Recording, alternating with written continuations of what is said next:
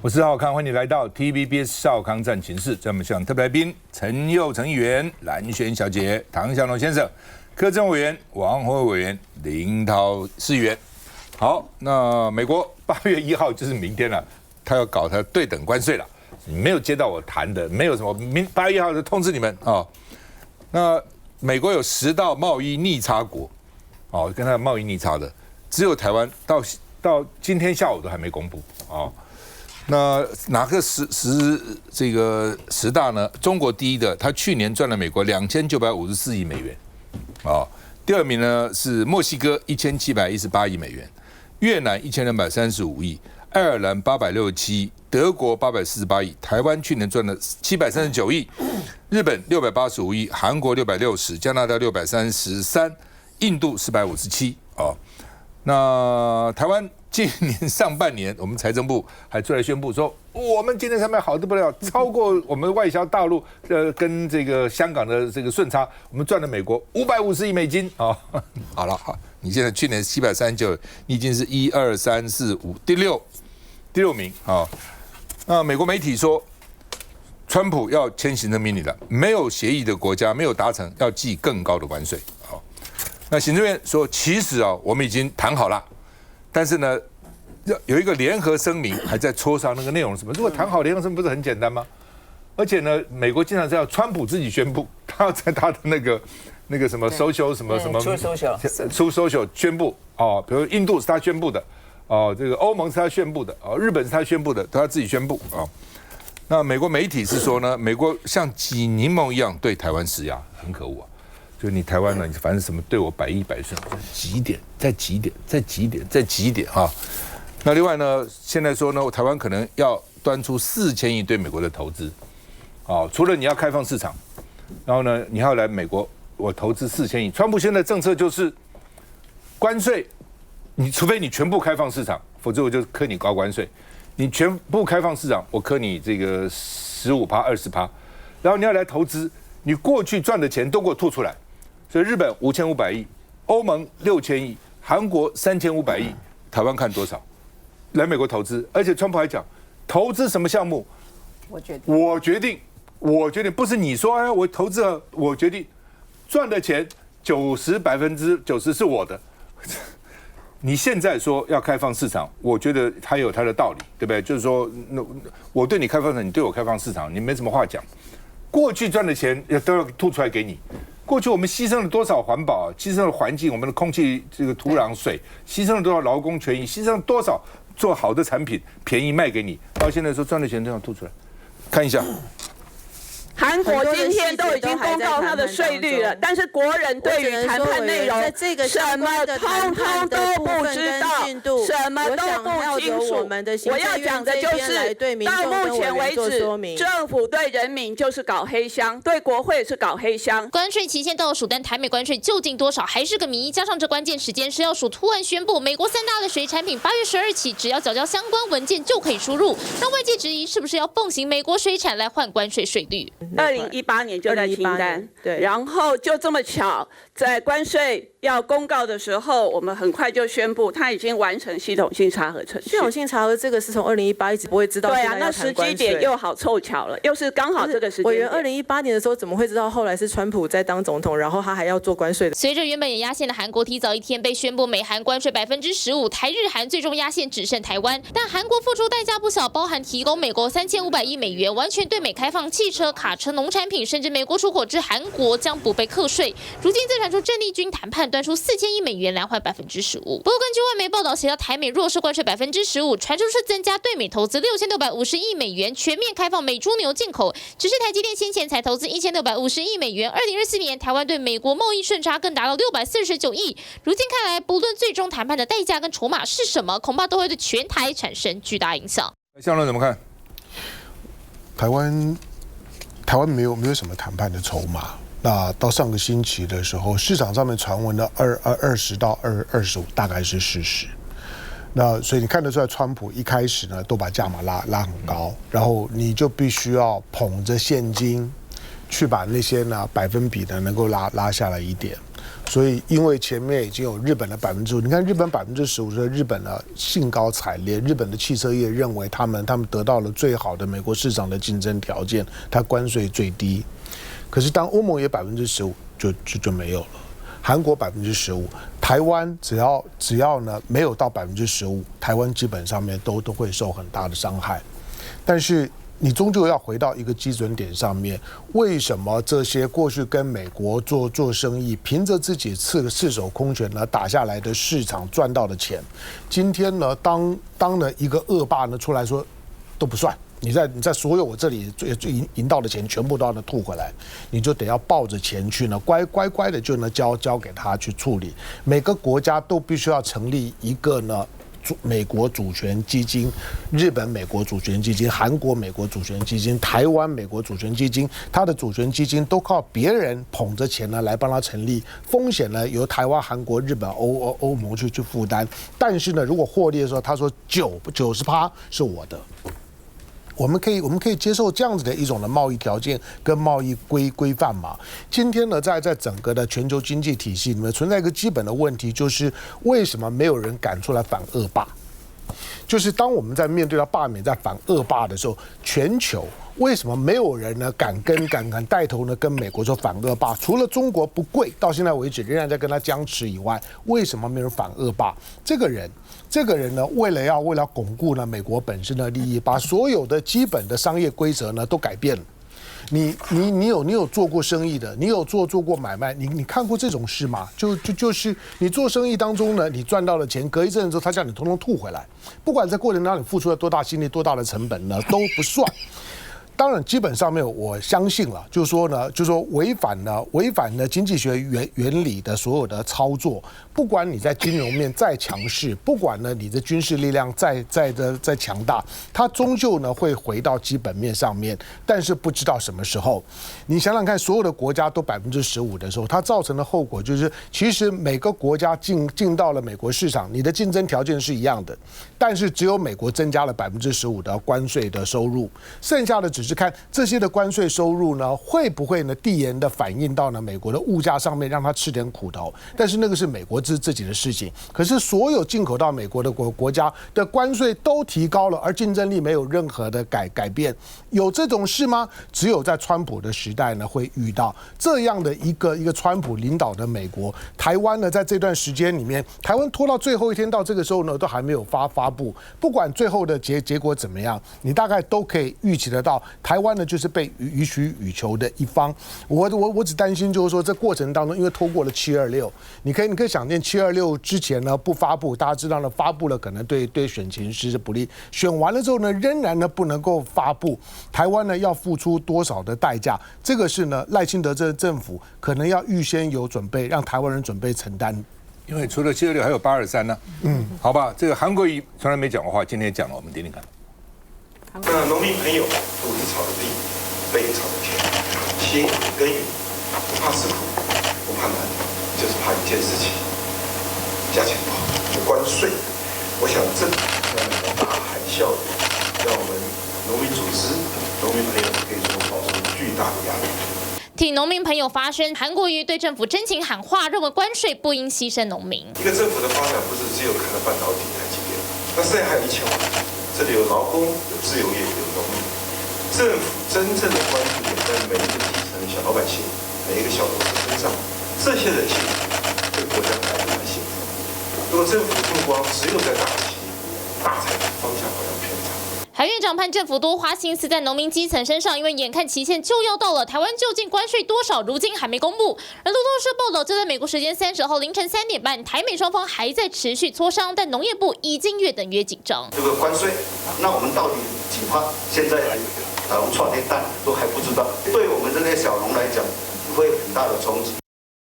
那真，我觉得农业部次长一共一答了错了单，拜托那是行政院是您的上司我跟你讲哈，所以我觉得你看，连所谓的主管这个第一线的这个农业部的这个行政官员都很紧张，所以我不晓得上层在说什么。你可以看到韩国啊，3500亿，然后15%，看看韩国的媒体是怎么样来看待这件事情的。他们把它当作是说有2000亿是跟美国共同合作，不管在能源、在核能，还有在晶片等等之类的，一起来共创一个未来整个的产业结构，大家共同来发展。所以说呢，韩国是用这个基调来去面对这个关税。那对我们来说的话，我们说实在的，我们只要行政透露一些讯息给我们，我们起码可以做一些的准备。像智库就跟管中闵还有民众党，大家就共同成立了一个民间对于这个关税可能造成的一个影响，我们就一个一个发函给各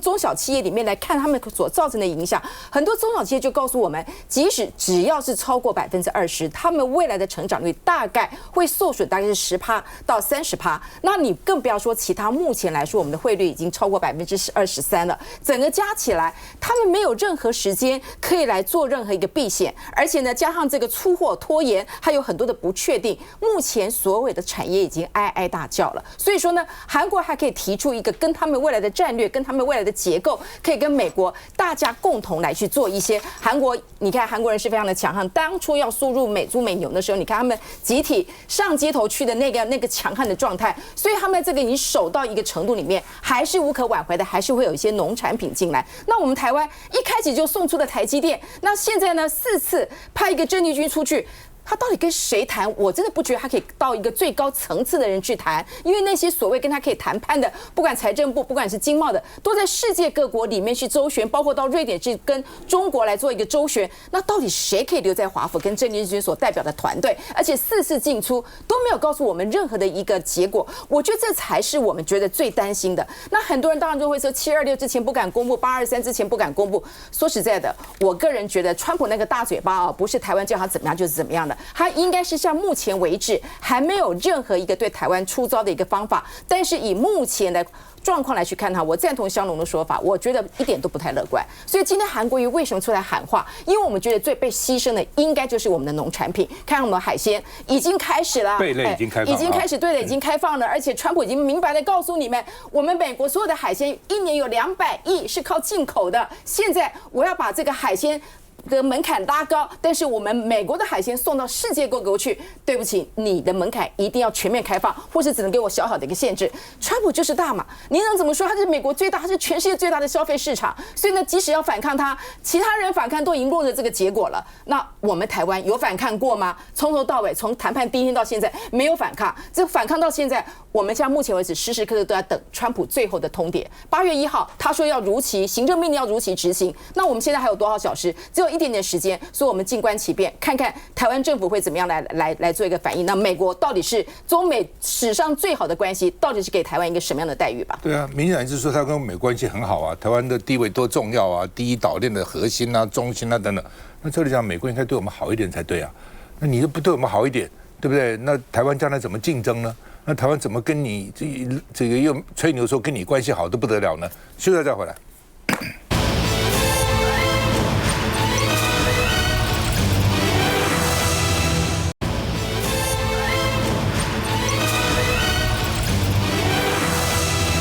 好吧，我们农产品是不是要让步？汽车是不是要让步？是不是还要再投资4000亿美元？希望不要比日本跟韩国高。现在因为大家一般只看那个税率到底多少，其他内容其实并没有那么在乎。胡文琪说，你就算关税跟他签约，要立法院同意啊，你不能随便行政部门就答应别人了。哦，赖士葆说啊，郑丽君是不是像那个李鸿章一样去签不平等马关条约呢？到底让了多少呢？哦，到底怎么回事呢？来，洪伟怎么看？丑媳妇终究要见公婆了哈，因为8月1号开始实施，即便躲过了726，但是你不可能拖到823。那我看到行政院说，现在呢，台美已经开始研拟那个所谓的联合声明，所以看起来应该很快的就会有这个最后底定的消息。那我们要比日韩的税率更低，几乎是不可能的事情了。看起来现在欧盟、日韩能够争取最好的税率就是15%，争取到15%就不错了。对，争取到15%。可是争取到15%，另外一方面，你的代价是什么？好，对我们来讲，比如说像韩国汽车是很重要，最后他放了。啊，比如说日本在农产品的部分，稻米好，他放了啊。那我们什么最重要？我觉得对民进党来讲，恐怕他觉得最重要就是他的票仓区这些农业大县，所以不管是稻米或者是猪、牛，还有水产品，现在看起来哦，都是其实啊，我认为。开放的可能性非常非常大，这也是为什么民进党迟迟不敢去签的一个主要的考量。好，可是这样子一下来哦，我们守得住税率，好，可能就是说你今天看税率，如果我税率高的话，大家一定会就全部都来骂你啊，说啊你看谈得不好。可是你看到税率好像15%，我们跟日本、韩国一样，但是我们要付出什么代价呢？刚才大家都提到，就是日本、韩国、欧盟事实上都承诺了一个非常非常大的投资金额。那当然，像日本的说法是说，他说我不是纯粹投资，我叫做融资。可是他那个融资那个条件是很差的，就是我提供融资90%的利润是你美国人拿走。那其实这也不是很好，但是呢，日本人可能想说，我可以拖啊，哦，你这5500亿不是一下子1年、2年、3年啊，搞不好我拖过你那个川普，你川普卸任之后我就不认账了嘛，反正我现在先拿15%，也有可能是这样的一个谈判的策略。那对台湾来讲啊，我觉得我们其实跟其他国家最糟糕的是，明明知道人家是要挤柠檬，慢慢一直挤，压榨。可是呢，我们之前呢，先把我们底牌都送出去了，包含台积电1650亿，包含说我们同意阿拉斯加投资它440亿，我想请问这样子已经2000亿了。那2000亿包不包含我们未来谈的呢？我觉得这要讲清楚说明白咯。那如果今天真的是4000亿的话，我跟大家报告，大家知道我们的外汇存底是多少吗？台湾外汇存底以前是世界第1，现在是世界第4。我们的外汇存底大概是6000亿，这6000亿美金是过去50多年来大家非常辛苦的在外销上面去赚外汇，然后外汇存底将近6000亿。如果4000亿在这一次谈判里面说我们要对外投资，然后还不晓得我们还要买多少，那也就是说，其实过去30年来，我们所有的外销产业兢兢业业，我们付出了我们的环保成本、我们的土地成本、我们的劳工成本，这些一夕之间恐怕就全部就是通通交给美国人了。所以也就是说，我们在这一次的谈判的最后结果，马上就要先底牌了。民进党其实再拖也拖不了多久，但是问题是，那对于我们的外销产业，它的影响是什么？其实很多人讲说，当然了，韩国院长说不要只看台积电，但是半导体产业占我们的外销的比例非常非常的高。好，那另外一部分就是我们的农业影响是多少？我之前听说了，就是我们本来也想守稻米，但是这一次稻米守不守得住不晓得。所以那未来我们对农业，我们还要有做多少补贴呢？还有提醒一点，事实上现在已经很多劳工已经在请无薪假了，因为有些生产线上半年抢单之后没有单子啦，已经没有单子了，所以他们已经开始在放无薪假。对劳工的影响又是些什么？其实我觉得我们的政府应该要很认真的对待，就如同在谈判最重要的时候，你在搞什么？大罢免。民进党的那个王一川说，现在最重要的事情就是大罢免啦。现在最重要的事情是什么？还是大罢免？会不会这么离谱啊？日本、韩国、欧盟人家都吓死了，吓到人家有在搞大罢免吗？有的是没有办法，今天一定要有一个选举改选，而我们是自己创造出来的一个选举，自己创造出来的一个政治的战场，还有什么叫做霸区、灾区？我跟你讲，如果处理不好，整个的灾区会扩大呀。好吧，刚刚讲说水产食药署已经放行水产，是不是跟关税有关？林静怡说本来就有查核机制，我认为就是预备要开放水产品了哈。那另外呢，赖清德本来要去巴拉圭，要经过纽约，但是美国显然不给他去哈，所以呢就说赖清德说不去了。那后来现在传出来，顾立雄5、6月的时候也要到美国，也被人家卡住了，到底怎么回事？我们看一下。外媒负面讯息满天飞，先有《金融时报》指川普政府拒绝总统过境纽约，隔天《华盛顿邮报》也报道，消息人士指出，美方希望赖总统避开主要城市，并限制其公开活动。他们并未明言禁止，但设下诸多限制，显然不希望这一次过境成行。赖清德当局谋独挑衅的行径，绝不可能得逞，也不可能动摇国际社会坚持一个中国原则的牢固格局。听到总统被挡，中共自然不放过发言机会。只是《金融时报》继点名总统后，又以美国取消跟台湾的军事会谈为题，指我国防部长顾立雄原定6月访美进行国防会谈，但美方在最后一刻取消会议，理由是因为美国总统川普怕激怒北京，因为接下来还有美中贸易战，再加上川普想促成川习会。同样观点的还有在美学者梅复兴，他透露《金融时报》所指的国防会谈应是蒙特瑞会谈，但台湾的国防部长传统上本来就不出席该会议，而该会谈并非被取消，只是延后。文末更直言不宜将没有因果关系的事件混为一谈，甚至从而做出不可靠的断论或推判。但外媒们的画风批变，无疑不是警讯之一。蓝轩怎么看？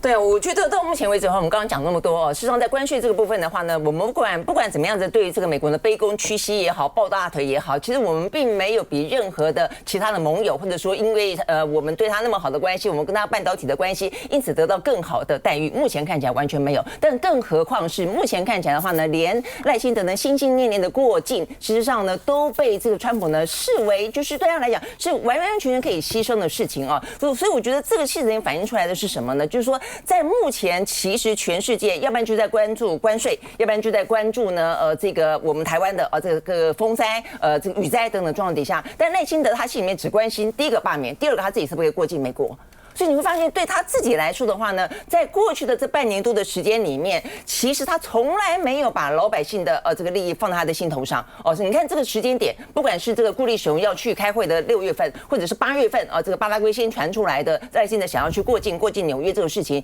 都是我们正在风灾，都是我们正在关乎关税的时候哦。这个事实上，但是对于赖清德来说，他只想到他可不可以过境，他可不可以留下历史的名声，他可不可以比这个蔡英文来的更加的这个风光。所以我真的觉得对于赖清德来说，我觉得这个罢免到现在为止看到他的反应，他完全没有在反省哦。我们刚刚讲到的是有关于整个台湾面对关税的状况，坦白讲，我觉得他目前看起来应该是要谈到他所谓的最佳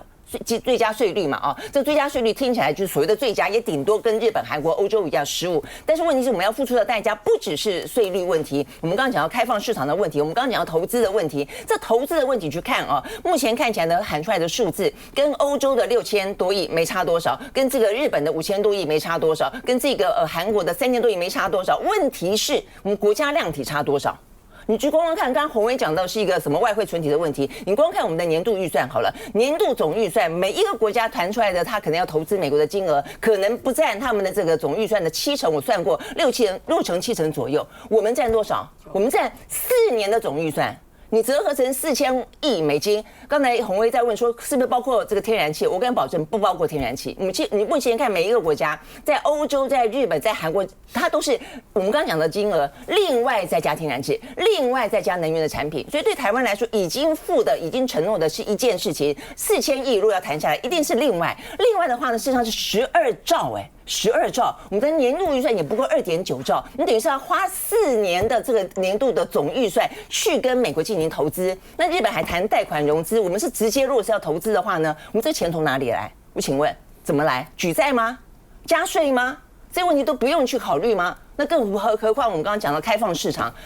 里面基改目前看起来很多国家都开放了，然后农产品当中的这个什么美猪美牛也开放了，那我们最担心的内脏的问题它是不是要开放呢？所以我觉得这件事情其实还不用讲说接下来还有半导体的关税还没谈，所以我觉得这个一连串下来，我认为其实接下来不管什么时候先底牌了我觉得先完底牌之后，大家要去关注的都不是只有那个看得到的说得出来的关税的税率而已，因为税率容易讲，其他地方你看不到的东西呢，其实夯不啷当的，它可能都包含在里面，它可能在未来你慢慢显现出来，所以这部分是大家真的要去计较的。那除了这个之外的话，你还要去计较一个整个的过程，不是吗？你凭什么在这个过程当中都不让国人知道？我真的觉得这件事情是非常的，你不断的在这段时间，大家都不断去谈到说台湾的民主是什么样子，我们希望是什么样的民主。我觉得罢免这个投票的结果是反映出来，是我们不要这样的一个恶霸的民主，我们不要一个仇恨的民主。同时，我们也要在透过这个关税的过程当中，我们也要问一下，我们要什么样的民主？我们不要一个黑箱的民主。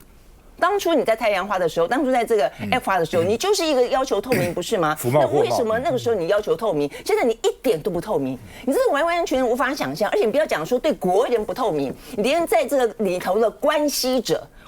讲就是各个产业，你竟然没有让他们知道你的谈判的进度，以及他们也没有机会跟你表达说他们希望是一个什么样的状况，只能够透过媒体发言，这是什么样的民主？所以呢，这个整个的执政来说，到现在为止我觉得我现在也无法想象说为什么到现在为止，今天卓荣泰可以一点都不回答我们说为什么你关税到底怎么谈，是什么内容，你都不告诉我们，他就把它当作大家放屁一样。我真的觉得是这个样子，所以为什么是这样？这是我们要的民主吗？你口口声声说民主，你做的每一件事情，包括罢免的事情，包括只想要过境美国的事情，包括这一些过程当中，你都不太像是真的去兑现了你口中的自由的、民主的、开放的、多元的、透明的民主，不是这个样子吗？我就想到你们当时当记者的时候都支持民进党的，想要变成这样子吗？你们在中国时报这样自立晚报，那时候的民进党不一样，那时候的民进党，现在民进党比过去更等而次之。好了，对了，赖清德这样的一个民进党，我认为民进党的终究会有人要跟他反弹。没错的，连包括民进党第一代的那些这个那些人都很失望，连王世坚都已经看不下去了。等等谈王世坚，沈富雄、陈文茜都是你的好朋友。Bloomberg 说我们呢？赖清德快没有牌可以打了，因为赖清德不是川普偏爱的赢家，这是彭博讲的。不过美国国会对我们还不错了，所以呢，参议院军事委员会主席说8月要带领访问团在台湾来干嘛？叫你买武器啊！这些后面那些参议员、军事委员会跟那些武器商、跟那个军工复合体关系多密切啊！休息再回来。